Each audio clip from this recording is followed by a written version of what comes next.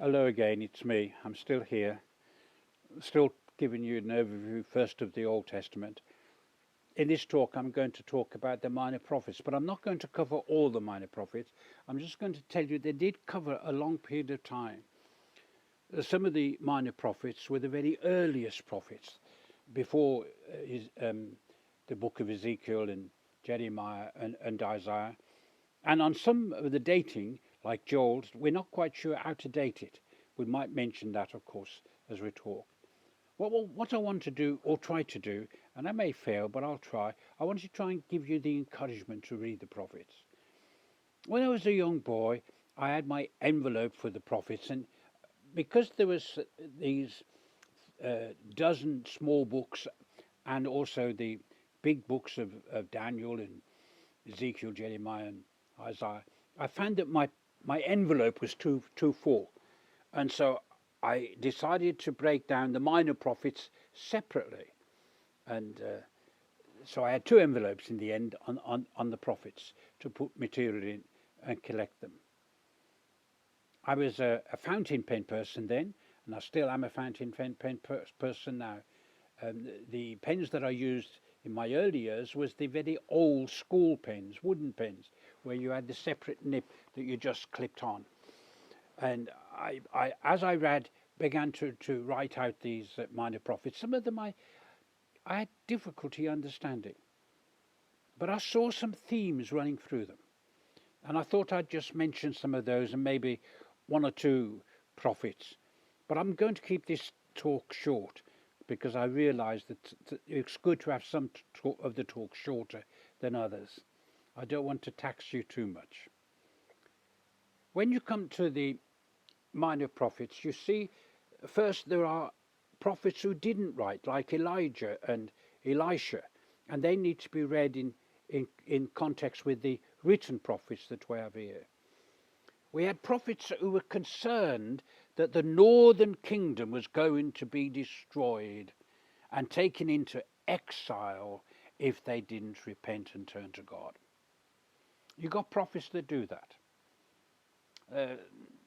One prophet was just a herdman, just looked after his boss's sheep or goats or whatever. Another prophet would be an intelligent person. There were different prophets doing different things. But there was a warning. But there was also, within the warning, an exhortation.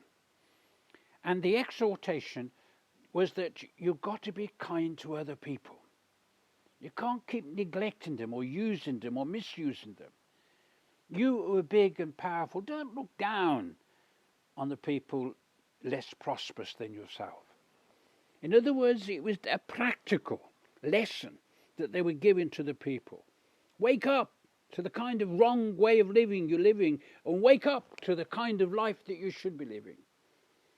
This was a moral emphasis that was there.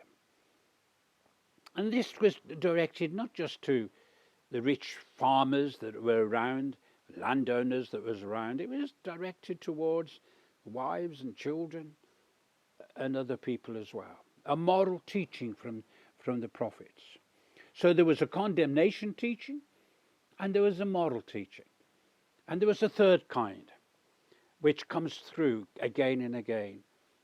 No matter how bad things are, God is God, and He's made various promises that if you repent, there is going to be a glorious future.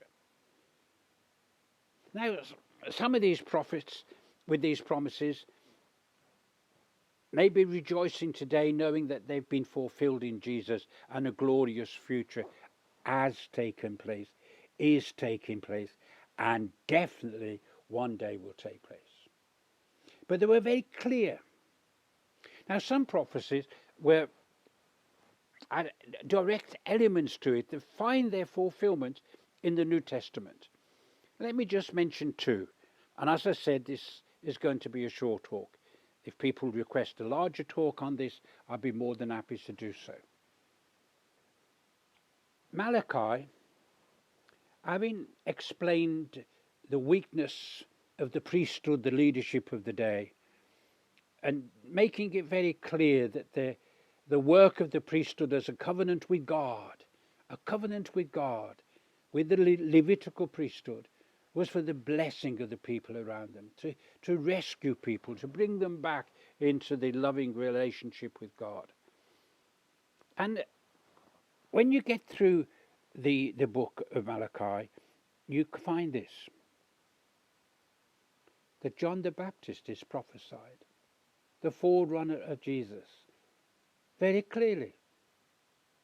And not only is John the Baptist prophesied, but the coming of Jesus is prophesied in the book of Malachi.